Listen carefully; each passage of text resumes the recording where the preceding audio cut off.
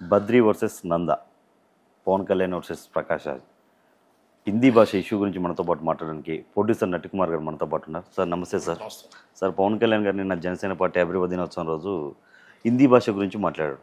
తమిళ సినిమాల్ని హిందీలో డబ్ చేయడం ఆపండి, చేయొద్దు అన్నాడు. అలా డబ్బులు కావాలి కానీ భాష వద్దా అని చెప్పి అన్నాడు. దీనికి ప్రకాష్ రాజ్ గారు ఒక ట్వీట్ పెట్టారు. నేను ప్రకాష్ రాజ్ గారు దాంట్లోనే ఎక్కువిస్తాను. ఎందుకు ఎక్కువిస్తానంటే ప్రతి భాష వాళ్ళకి ముఖ్యం. మన తెలుగు భాష మనకి ఎంత ముఖ్యం, పరభాష వాళ్ళకి ముఖ్యం. ఓకే, హిందీ భాష ఉండాలి, ఉండొద్దు అని ఎవరు చెప్పట్లేదు. మన భాష ప్రాముఖ్యం ఫస్ట్. తెలుగువాడి గొప్పతనం ముందు.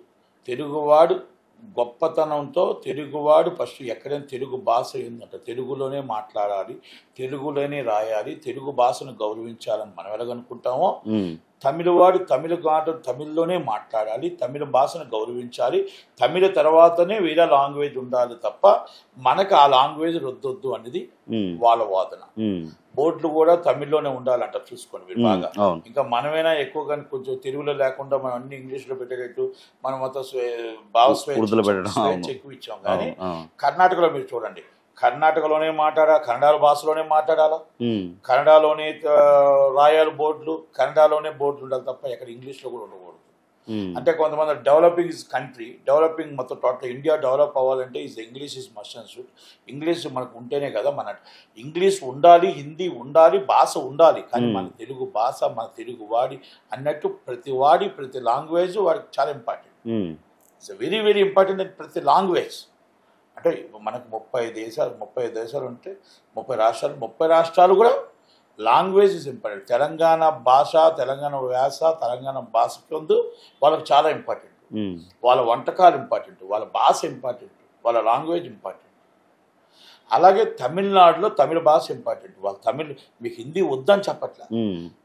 పవన్ కళ్యాణ్ గారు ఏమంటున్నారు, హిందీ డబ్బింగ్ చేయడం మానేయండి అంటున్నారు సినిమాల్ని. కానీ నేషనల్ వైజ్ సినిమాలు, ఇంగ్లీష్ సినిమాలు ఎలా చేస్తున్నారా, హిందీ సినిమాలు ఎలా చేస్తున్నారు? వాళ్ళు అబ్జెక్షన్ చేయట్లేదే, మనం అబ్జెక్షన్ చేయట్లేదే. వాళ్ళు అన్ని సినిమాలు వేలాది కోట్ల రూపాయలు అన్ని లాంగ్వేజ్ అన్నీ కూడా ఆడుతున్నాయి. ఎక్కడా కూడా అది భాషా భేదం ఎక్కడా లేదు. వాళ్ళు ఏమంటున్నారంటే మస్ట్ అండ్ షుడ్ మీ దీంట్లో ఇది ఫస్ట్ లాంగ్వేజ్ వద్దు అంటున్నారు. వాళ్ళు ఫస్ట్ లాంగ్వేజ్ మదర్ టంగ్ ఉండాలి, హిందీ మా మీద రొద్దొద్దు అంటున్నారు. మీరు పెట్టాలంటే పెట్టుకుంటాం కానీ మీరు రొద్దొద్దు అంటున్నారు. అయితే అక్కడ ఇంకొకటి కన్నడలో మనం ఉదాహరణ తీసుకుందాం. కంటేవర్ రాజ్ కుమార్ గారు ఉన్నారు, ఆయనకి అందరికీ వాళ్ళంతా ఫ్యామిలీ ఫ్రెండ్స్ వాళ్ళు. మొన్నటిదాకా రాజ్ కుమార్ గారు, పార్వతమ్మ గారు చనిపోయిన దాకా కూడా నో డబ్బింగ్, అంటే డబ్బింగ్ మూవీ ఎప్పుడూ లేదు. డబ్బింగ్ చేయడానికి అలౌడ్ లేదు. కన్నడలోనే సినిమా చూడాలి, కన్నడ సినిమా ఫస్ట్ ప్రిఫరెన్స్ థియేటర్కి ఇవ్వాలి. కన్నడలో రూపాయి టికెట్ అయితే అదే Telugu cinema direct Telugu cinema release అయితే 6 రూపాయలు ఉంటుంది, 6 రూపీస్, 5 రూపీస్ ఎక్కువ. అంటే 5 రూపీస్ ఎక్కువ, 5 టైమ్స్ ఎక్కువ, రూపాయికి 5 టైమ్స్ ఎక్కువ. అది మొన్నటిదాకా ఉంది, ఇప్పుడు ఉందో లేదో నాకు తెలీదు. జిఎస్టీ రూపంగా ట్యాక్స్ అనేది నువ్వు మొత్తం టోటల్గా 55 రూపాయలు ట్యాక్స్ తీసుకుంటారు.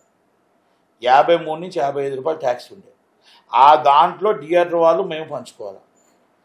Other language movie, Hindi or Tamil and Malayalam, any language. Tamil language Kannada లాంగ్వేజ్కి ఫ్రీ, ట్యాక్స్ ఫ్రీ. 55% మా దగ్గర కలెక్ట్ చేసుకుంటారు, కన్నడ వాళ్ళ దగ్గర రూపాయి కలెక్షన్ లేదు.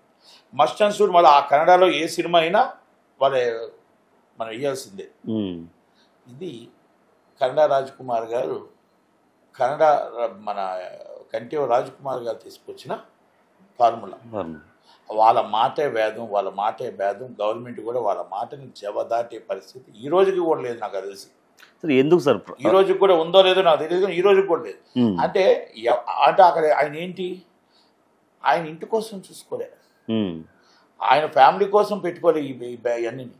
కన్నడ ప్రజల కోసం, కన్నడ ప్రజలు మనల్ని అభిమానిస్తున్న దానికోసం, కన్నడ రాష్ట్రం మన భాషా రాష్ట్రం మనల్ని అది అభిమానిస్తూ మన భాషను మనం గౌరవించుకోకపోతే, మన ప్రజలకు మనం ఉద్యోగం ఇచ్చుకోకపోతే, మన ప్రజలను మనం గౌరవించుకోకపోతే, మన రాష్ట్రాన్ని మనం గౌరవించుకోకపోతే, అదర్ లాంగ్వేజ్ వచ్చేస్తే రేపు ఇక్కడ ఎంప్లాయ్మెంట్ దెబ్బతింటుందేమో, ఇక్కడ మొత్తం టోటల్గా మన సినిమా షూటింగ్ చేసే నిర్మాతలు దెబ్బతింటారేమో, హీరోలు దెబ్బతింటారేమో, సైడ్ ఆర్టిస్టులు దెబ్బతింటారేమో, ఎంప్లాయ్మెంట్ తగ్గిపోతుందేమో నాకు ఆలోచనతో చేసిన వ్యక్తి.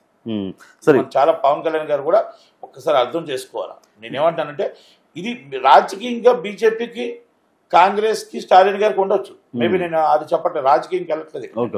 రాజకీయంగా ఆయన BJP versus and Congress and Stalin గారు అవి ఓకే. నేను డిఫరెన్సెస్ చెప్తున్నాను. ఆయన డబ్బింగ్ సినిమాలు అన్నారు కాబట్టి నాకు తెలిసిన, నేను ఛాంబర్ ఆఫ్ కామర్స్ చైర్మన్ 8 సంవత్సరాలు చేశాను. నేను ఆల్రెడీ ఇప్పుడు ప్రొడ్యూసర్ కౌన్సిల్ జాయింట్ సెక్రటరీ ఉన్నాను.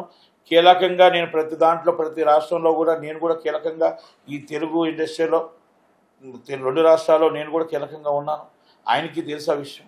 నేనేమంటానంటే మన పెద్ద మనసు, రాజకీయంగా మీరు ఏదైనా సనాతన ధర్మం కోసం మీరు మాట్లాడారు, చాలా చక్కగా మాట్లాడారు, యాట్సప్ చాలా బాగా మాట్లాడారు, కార్యకర్తల్ని ఉద్దేశించి మాట్లాడారు, చాలా బాగుంది.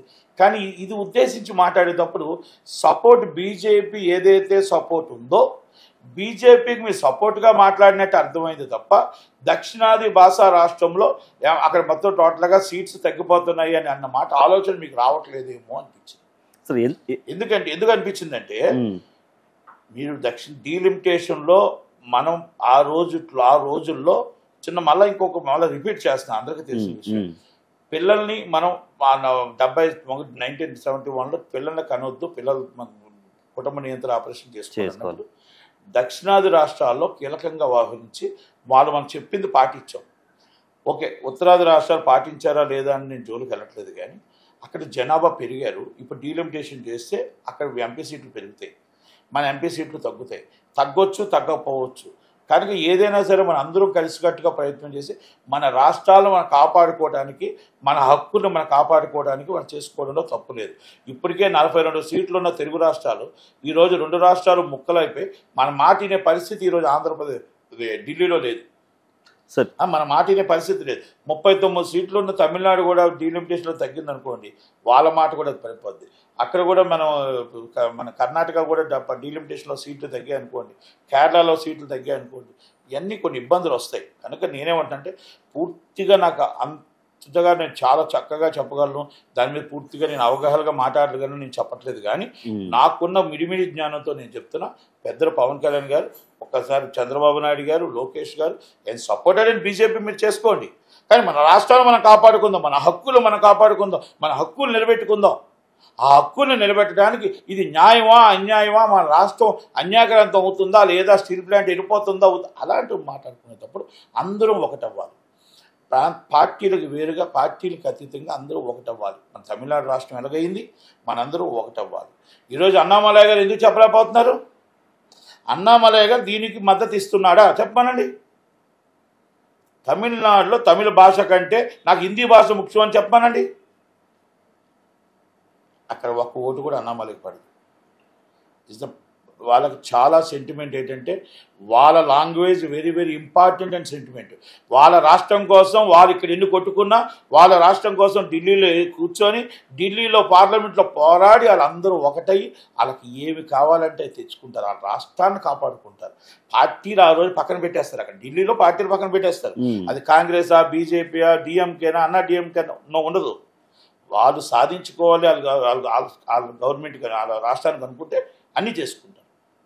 పవన్ కళ్యాణ్ గారు కూడా పెద్ద మనసుతో ఒక్కసారి ఆలోచన ప్రకాష్ రాజు గారు చేసిన ట్వీట్కి మీరు దీని ఏమంటే ఆయన దాంట్లో తప్పులేదు. మీరు కూడా దాంట్లో చేసేటప్పుడు బీజేపీకి అనుకూలంగా మీరు చేశారు, ఎందుకంటే మీరు ఎన్డీఏలో ఉన్నారు కాబట్టి. పొత్తులో భాగంగా కంపల్సరీ మీటింగ్లో మీకోసం మీరు మాట్లాడతారని కూడా తెలుసు. ఈ మీటింగ్ రేపు తమిళనాడు ఎలక్షన్స్ ఉన్నాయి, రేపు తమిళనాడు ఎలక్షన్స్లో మీరు దీన్ని ఎత్తుతారని కూడా తెలుసు. కానీ నేను ఇంకోటి అంటున్నా, మీరు మాట్లాడే మాటల్లో ఒక్కసారి పునరాలోచించుకున్నాం అడుగుతుంది. ఒకటి. రెండోది, మీరు అవిభావ సంబంధం ఉంది, అవిభావ సమావేశంలో సూపర్గా మాట్లాడారు, చక్కగా ఎక్స్ప్లెయిన్ చేశారు, అన్నీ బాగున్నాయి, అంతా బాగుంది. అన్ని లక్షల మంది జనం మిమ్మల్ని నమ్మారు, మీకు 21 సీట్ ఇచ్చారు, 100% 2 ఎంపీలు ఇచ్చారు. మళ్ళీ మీరు ఈరోజు మొత్తం టోటల్గా మీరు సీఎంగా మిమ్మల్ని చూడాలని కాపులే కాదు, ఎస్సీ, ఎస్టీ, బీసీ, మైనారిటీ కులాలు ప్రతి ఒక్కరు కూడా మిమ్మల్ని సీఎంగా చూడాలి, ఏనాటికైనా సీఎంగా చూడాలనుకుంటున్నారు. కూటమి ప్రభుత్వమే ఉండాలి అనుకుంటున్నారు, మిమ్మల్ని సీఎంగా చూడాలనుకుంటున్నారు. మళ్ళీ దీన్ని అర్థం చేసుకోండి, కూటమి ప్రభుత్వం ఉండాలి అనుకుంటున్నారు, మిమ్మల్ని సీఎంగా చూడాలనుకుంటున్నారు. అది ఎప్పటికైనా అది నెరవేరుతుందని ఆశిద్దాం. మీ జనాలు వచ్చిన దాంట్లో ప్రతి దాంట్లో మీకు పట్టుదల ఉంది, ఓర్పు ఉంది, అన్నీ ఉన్నాయి, సహనం ఉంది. ఈరోజు మీరు ప్రతి దాంట్లో కూడా మాట్లాడేదానికి ప్రతి ఒక్కరికి కూడా అవగాహన ఉంది. బాగుంది.